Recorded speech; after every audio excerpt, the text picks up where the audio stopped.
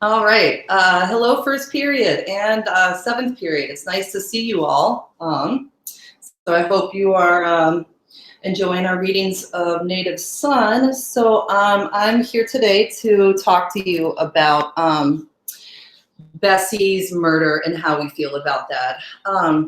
So I know one of the questions for the post reading was, do we feel like Bessie saw it coming, or like Bessie even deserved this?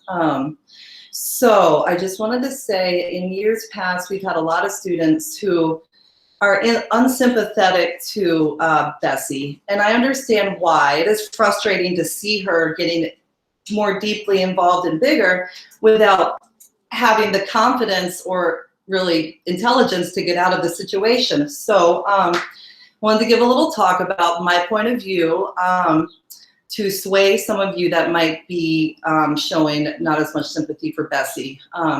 So the first point I want to make is that we hold people to really high standards when they make mistakes. We say that they should have seen it coming. Why didn't they see it coming? It was so obvious. And I know I do this. Have you ever thought back about a situation and how you would have handled it differently? Or sat and thought about the perfect comeback that you should have said? Oftentimes we have situations and then we think later, I could have handled this so much better or so much more differently. So sometimes the truth doesn't become clear until we gain some hindsight.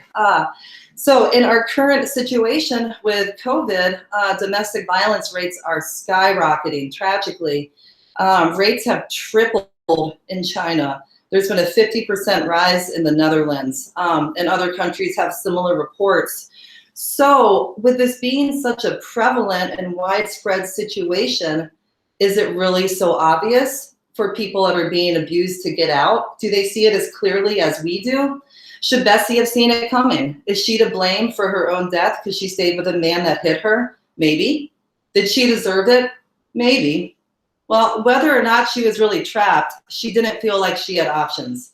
Bigger knew he had to bind her to him, as he says. He manipulates the situation to make her think she had no other choice. His manipulation is calculated. He sees an opportunity and he goes for it. And sometimes he's even a little surprised when she agrees. Is Bessie a strong character? No. What role does alcoholism play in her blindness to the reality of Bigger's evil intentions? And how can an overwhelming and exhausting work schedule affect her judgment? Do you think Bigger would have gone for a girlfriend who had a good job, who was empowered, who possibly had some education? Do you think there's reasons that he went for someone who was an overworked, overstressed alcoholic without a lot of support? That's the classic girl that an abuser would go for. So Bessie is extremely tired. She works looking through my notes. She works 6 days a week and she has Sunday afternoon off. I can imagine this young lady is extremely exhausted. Some of you have to have a job in addition to school, and it takes a toll on you. You get really, really exhausted. Sometimes you don't have the mental energy to think through a situation as clearly as you should have. And throughout history, sleep deprivation has been used as a torture device and a means to brainwash people. So I think the sleep deprivation plays a lot in Bessie's compliance to Bigger's nefarious ways. And Bigger is a tricky character. He's fooled a lot of characters. He's fooled his mom. He's fooled the Daltons, maybe not Britain, but he thinks that he is an intelligent man who's done this thing and everyone should respect him for it. Like, he's a powerful man.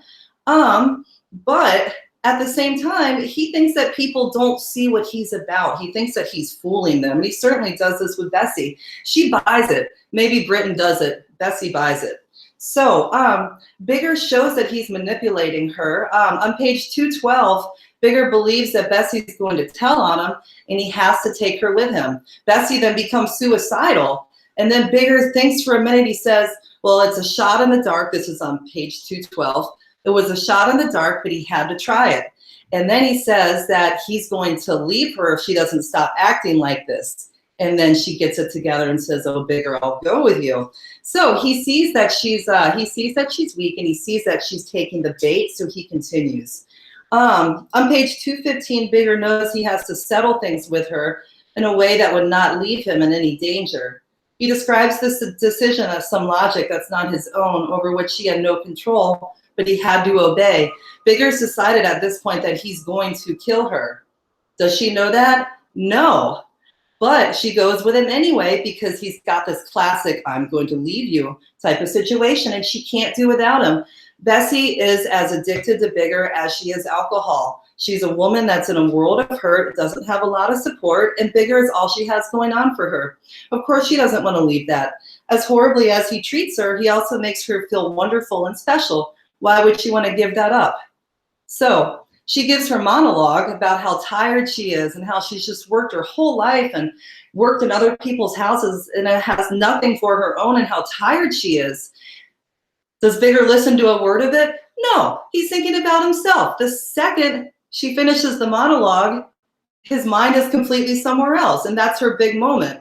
So it's a tricky situation here. Is Bigger a jerk? Yes. Is Bessie weak? Yes, but it's a classic manipulator situation. I feel that we should feel bad for Bessie. She didn't see it coming. She's a classic girl that got manipulated by someone that lied to her and deceived her. She wasn't expecting him to do that. He tells her he loves her.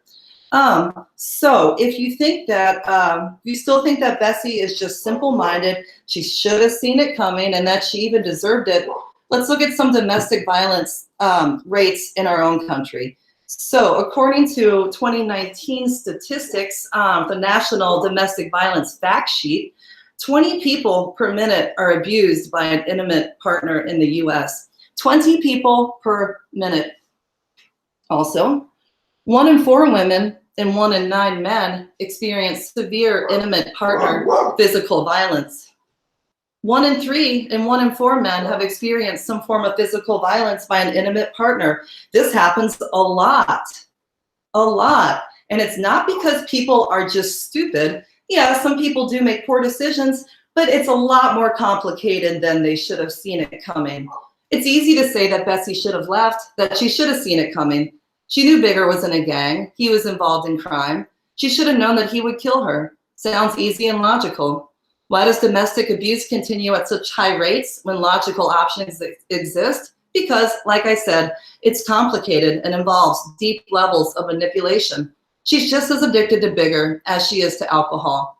Bigger knows Bessie is weak. She's overworked, has no support system like family and friends, and she drinks to forget her troubles. She's the perfect victim. So, in conclusion, Bessie, RIP, you're in a better place.